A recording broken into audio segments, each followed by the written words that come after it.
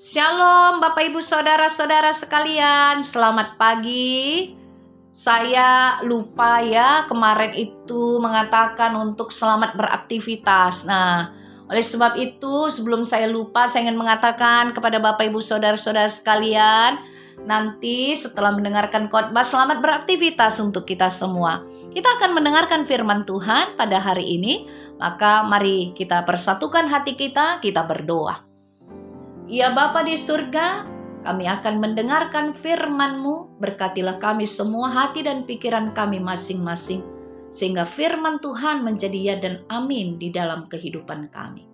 Terpuji nama-Mu Allah Bapa di surga, di dalam Kristus Yesus Tuhan kami. Amin. Bapak Ibu Saudara-saudara yang dikasihi oleh Tuhan Yesus, firman Tuhan yang akan kita dengarkan pada pagi hari ini diambil dari Lukas 12 ayat 5. Firman Tuhan mengatakan, "Aku akan menunjukkan kepada kamu siapakah yang harus kamu takuti. Takutilah dia yang setelah membunuh mempunyai kuasa untuk melemparkan orang ke dalam neraka. Sesungguhnya aku berkata kepadamu, takutilah dia." Wah, ini suatu warning kepada kita, mengingatkan kita bahwa kita harus takut akan Tuhan. Di dunia ini, Bapak Ibu Saudara-saudara yang dikasihi oleh Tuhan, banyak yang dapat membuat kita takut ya. Tentu saja ya. Takut mati, takut sakit, takut bangkrut, takut jualannya tidak laris, takut tidak naik pangkat, takut tidak dapat jodoh, takut apalagi tidak dapat pekerjaan, ya. Takut dengan musuh dan sebagainya. Takut darah tinggi, takut kolesterol, takut penyakit-penyakit datang.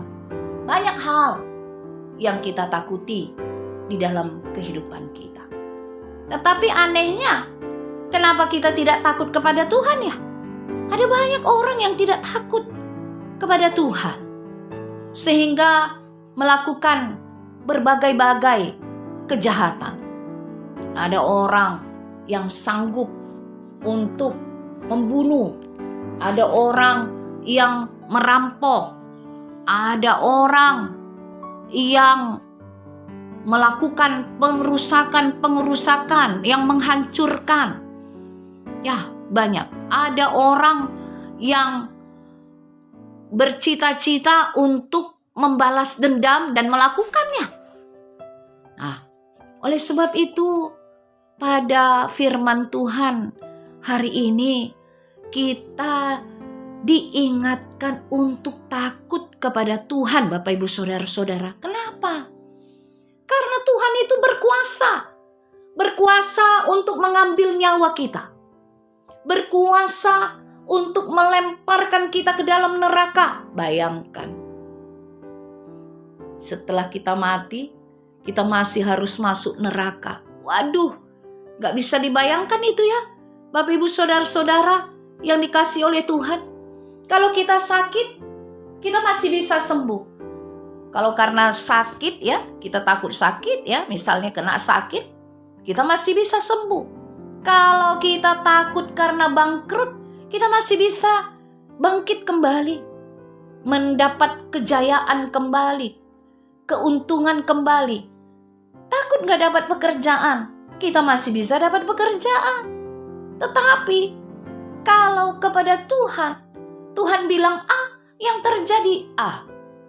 Kalau kita disuruh, kalau kita harus mati, kita harus mati.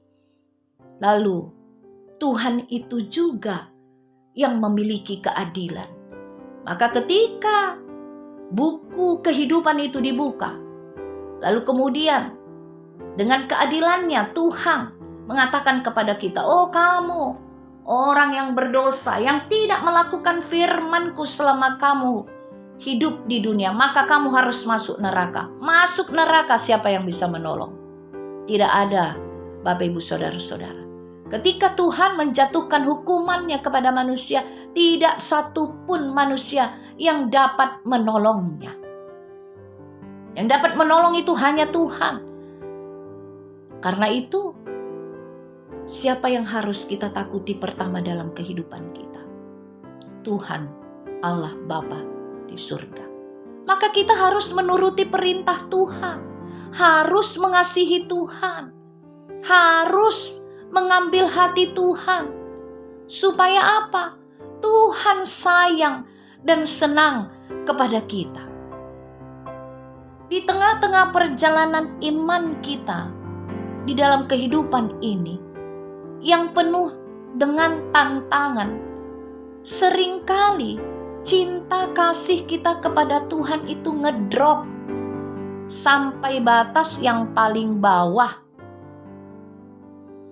Lalu kemudian untuk mempertahankannya atau mengangkatnya kembali ke atas, kita kesulitan. Karena apa? Kita malas berdoa, kita malas bersaat teduh, kita malas bercakap-cakap dengan Tuhan. Sehingga cinta kasih kita kepada Tuhan semakin turun kepada urutan yang paling bawah. Nah, kalau udah sampai seperti ini, bagaimana kita mau menuruti perintah Tuhan, mengasihinya dan melakukan firman-Nya? Semuanya Bapak Ibu Saudara-saudara yang dikasihi oleh Tuhan harus diawali dengan cinta. Cinta kepada Tuhan. Bagaimana cirinya orang yang cinta kepada Tuhan?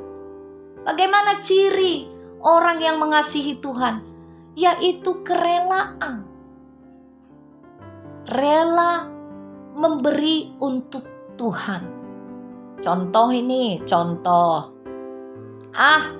Seringkali kalau aku ke gereja justru gak dapat apa-apa. Pusing malah. Percuma ikut Tuhan, hidup juga begini-gini aja. Bagaimana aku mau percaya kepada Tuhan? Itu kan omongan yang ngaco. Ya, jadi berarti ikut Tuhan hanya untuk mendapatkan ini dan itu. Love is giving, not getting. Mencintai itu tidak harus pingin ada yang diberikan kembali kepada dirinya. Jadi kalau kita mengasihi Tuhan, kita gak perlu imbalan-imbalan apapun dari Tuhan. Yang kita ingin adalah menyenangkan hati Tuhan karena kita mencintainya, mengasihinya. Orang-orang seperti itulah yang dikasihi oleh Tuhan, kerelaan hatinya untuk mengasihi Tuhan dengan sungguh-sungguh. Orang-orang seperti inilah orang-orang yang takut akan Tuhan. Orang-orang seperti inilah yang sesungguhnya mengetahui bahwa Tuhan itu sangat berkuasa sehingga dia takut akan Tuhan. Aduh, nanti kalau aku bikin gini aku kena hukum. Kalau aku menjelek-jelekkan orang lain aku dihukum. Aku gak dapat berkat. Kalau aku tidak bersyukur, kalau aku tidak mau ke gereja, kalau aku tidak pernah ke gereja, aduh, bagaimana? Nanti Tuhan tidak lagi memperhatikanku karena aku tidak menunjukkan kesungguhanku dalam mengasihinya. Aku tidak mau taat beribadah, tidak mau bersekutu dengan teman-teman seiman. Ada banyak indikasi atau ciri orang yang mengasihi Tuhan Yesus. Karena kasihnya kepada Tuhan, dia mau melakukan firman Tuhan, takut akan Tuhan. Karena kita tahu Tuhan itu berkuasa di dalam kehidupan kita. Karena itu, Bapak Ibu, saudara-saudara yang dikasihi oleh Tuhan Yesus, lakukanlah yang terbaik di dalam hidupmu untuk Tuhan, untuk kemuliaan Tuhan. Senangkanlah hati Tuhan. Berilah yang terbaik untuk Tuhan. Hidup ini adalah kesempatan untuk melayani Tuhan. Hidup ini adalah kesempatan. Hidup ini untuk melayani Tuhan. Jangan sia-siakan waktu yang Tuhan beri. Hidup ini harus jadi berkat. Nah itu, hidup ini harus jadi berkat. Hidup ini harus melayani Tuhan agar kita menjadi anak-anak kekasih hati Tuhan yang pada saat dihadapkan pada buku kehidupan itu kita masuk ke dalam kerajaan surga.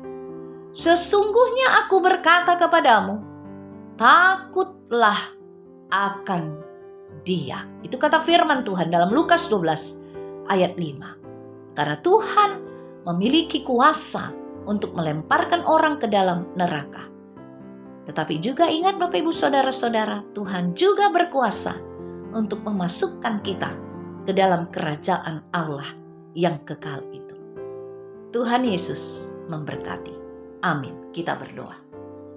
Bapa di surga, terima kasih untuk firman-Mu yang boleh kami dengarkan. Kami diingatkan agar hidup dengan takut akan Tuhan, melakukan firman-Mu. Karena Engkau Tuhan berkuasa di dalam kehidupan kami ini. Kau bisa melemparkan kami ke dalam neraka apabila kami melanggar hukum-hukum-Mu, perintah-Mu, dan melakukan kejahatan. Tetapi kami adalah bagian dari kerajaan Allah yang kekal. Ketika kami mengasihi Tuhan dengan sungguh, melakukan firman-Mu, dan memuliakan nama-Mu di dalam kehidupan kami. Terima kasih Tuhan Yesus. Terpuji nama-Mu Allah Bapa di surga, di dalam Kristus Yesus Tuhan kami. Kami berdoa dan mengucap syukur. Amin.